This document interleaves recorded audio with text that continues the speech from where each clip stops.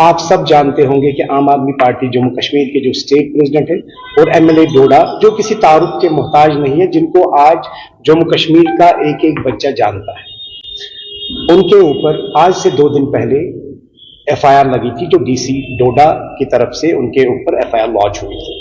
उसके बाद महराज मलिक का जो रीजन था एफआईआर लगने का, वो ये था कि उन्होंने एक सेंटर को, हेल्थ सेंटर को शिफ्ट करने के लिए बोला था और 6 महीने से वो उनको बोल रहे थे, जिसमें डीसी साहब की उतनी मुदाखलत नहीं चाहिए थी।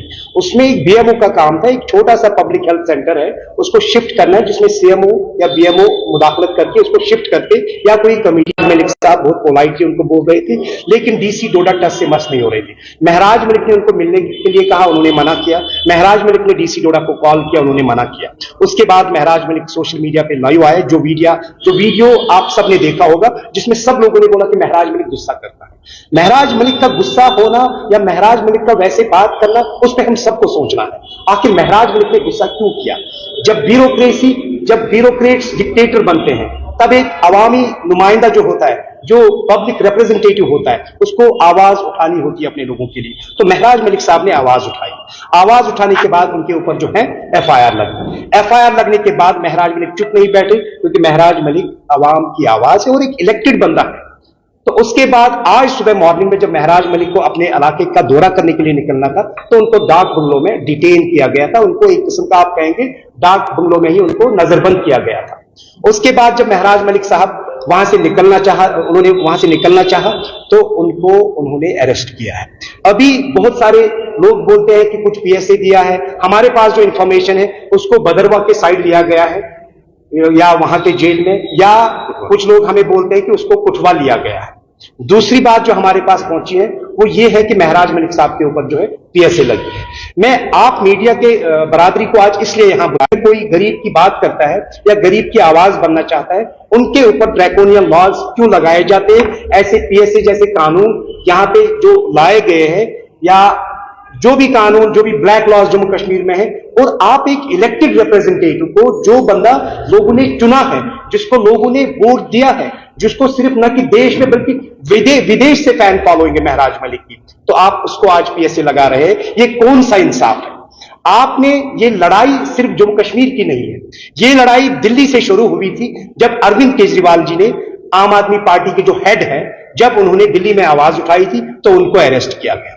जब मनीष सिसोदिया जी ने दिल्ली की आवाम के लिए एजुकेशन सिस्टम को ठीक करना चाहा, तो उनको अरेस्ट किया। जब सतिंदर जैन जी ने दिल्ली में हेल्थ सेक्टर को ठीक किया, उनको अरेस्ट किया। उसके बाद जब आज महराज मलिक गरीब की आवाज बनना चाहता है, महराज मलिक बुजुर्गों की आवाज बनना चाहता है, वो कहते हैं कि ये हेल्थ सेंटर किसी सेंट्रल लोकेशन पे लाओ, जहां एक बुजुर्ग आराम से पहुंच सकता है।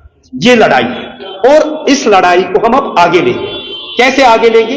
हमने एक डिस्ट्रिक्ट में आवाज उठाई, ये उसके बाद हम देखिए, मैं आपको बताना चाहूंगा, बहुत सारे मीडिया फ्रेटर्निटी ने मुझे सवाल किया था आज फोन पे कि आपने नेशनल कॉन्फ्रेंस को सपोर्ट। बेशक हमने दिया था। जब हमने देखा 9 महीने 10 महीने 9 महीने तो एक बच्चा पैदा हो सकता है, जब हमने देखा कि ये 9 महीने कुछ नहीं कर पाए, हमने अपना समर्थन वापस किया। क्यों। हम गरीब की आवाज। तो उसके बाद आज इन्होंने महराज मलिक साहब को जो है पीएसए लगाया, जो अभी तक हमारे पास इंफॉर्मेशन है, क्योंकि अभी तक हमारे पास कोई रिटन डॉक्यूमेंट नहीं है, बट जो इंफॉर्मेशन है वो यही है कि उनके ऊपर पीएसए लगाया गया है। हम आज आपके माध्यम से वार्न करते हैं भाजपा लेड एडमिनिस्ट्रेशन को, क्योंकि उमर अब्दुल्ला साहब खुद कहते हैं मुझे नहीं चलती है। हम भाजपा लेड सरकार को, जिन ब्यूरोक्रेट्स के कंधों पे ये बंदूक रखते हैं, जिन ब्यूरोक्रेट्स के कंधों पे ये कानून रखते हैं, और उसके बाद उन काले कानूनों को जम्मू कश्मीर के युवाओं के लिए इस्तेमाल करते हैं, और खासकर आज एक इलेक्टेड एमएलए के लिए इस्तेमाल किया।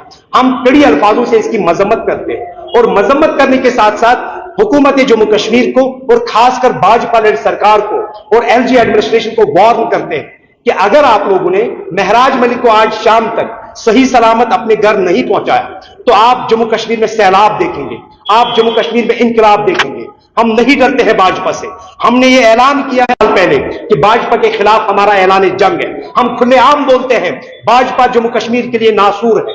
हम खुलेआम बोलते हैं भाजपा जो है नेशनल कॉन्फ्रेंस के साथ मिलके यहां पे अब गंद मचा रहे हैं। लिहाजा खुदा के वास्ते मैं आप मीडिया फ्रेटर्निटी से सवाल करूंगा, ये कौन सा इंसाफ है कि आप एक सिटिंग एमएलए को जो है उसके ऊपर पीएसए लगा रहे हैं। आप सवाल कीजिए, और मैं आपके वसादत से यहां की रीजनल पॉलिटिकल पार्टीज, या नेशनल पॉलिटिकल पार्टीज को गुजारिश करता हूं कि आज आवाज उठाइए।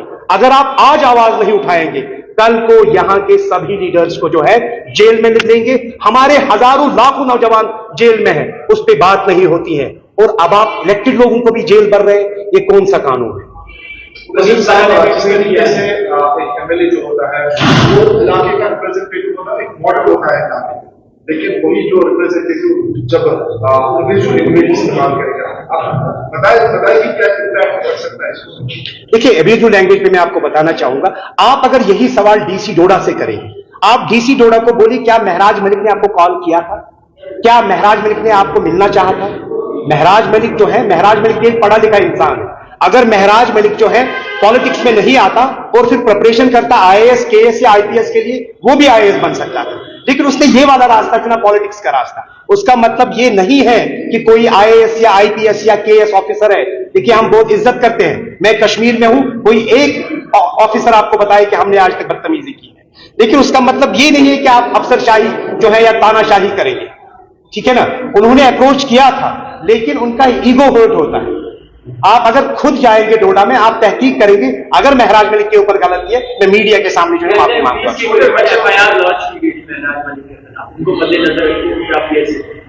देखिए, महराज मलिक ने जब जब आवाज उठाई तब तब इन्होंने एफआईआर लॉन्च किया उनके ऊपर, कंप्लेंट्स हैं उनके ऊपर, लेकिन कोई चोरी की कंप्लेंट नहीं है, कोई अल्लाह बचाए बदमाशी की कंप्लेंट नहीं है। उनके ऊपर जो एफआईआर है वो लोगों की आवाज उठाने पे एफआईआर है, वो तो अच्छा है, ठीक है ना। आप अगर लोगों की आवाज उठाने से बदनाम है तो हम कहते हैं हम सब फिर इस आवाज को आगे बढ़ाएंगे, हमारे ऊपर भी एफआईआर लगाओ, हमें कोई फर्क नहीं पड़ता है। आज कई सारे पॉलिटिकल लीडर्स ने ट्वीट किया है, पीपल्स डेमोक्रेटिक पार्टी की तरफ से वहीद परा ने या सजाद लोन साहब ने, और खासकर कांग्रेस ने भी ट्वीट किया है, तो मैं उन सब का शुक्रिया अदा करता हूं, और उसके साथ साथ में मीडिया फ्रेटर्निटी का शुक्रिया अदा करता हूं। अगर कोई भी सवाल है, आप सवाल कर सकते हैं। आम आदमी पार्टी का क्या अगला कदम होगा अगर इसी तरीके से? देखिए, आम आदमी पार्टी एक क्रांतिकारी पार्टी है। आपने देखा होगा अभी हाल ही में कुछ 15-20 दिन पहले, बल्कि एक महीना पहले, सुप्रीम कोर्ट दिया सतिंदर जैन जी को।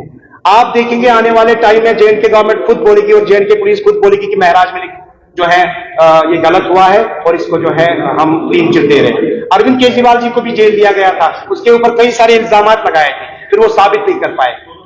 आपको लगता है कि इसके पीछे किसी का हाथ हो सकता है, किसी सियासी पार्टी? सर, ये कॉमन सेंस है। आप देखिए, डीसी डोडा ने 2 दिन पहले एफआईआर लगवाई, तो डीसी डोडा जो है वो कहीं ना कहीं किसी बंदे को सपोर्ट करता है वहां पे ग्राउंड पे। महराज अगर आज गुस्सा कर रहा है, वो इसलिए गुस्सा कर रहा है, आप सुनिए महराज क्या कहता है। वो कहते हैं कि कुछ इंडिविजुअल्स को लेकर ये काम हो रहा है, किसी फर्द को। महराज कहते हैं कि अगर फायदा देना है तो कलेक्टिव बेनिफिट दे दो कौम को, इंडिविजुअल बेनिफिट्स मत दे दो। और कोई सवाल?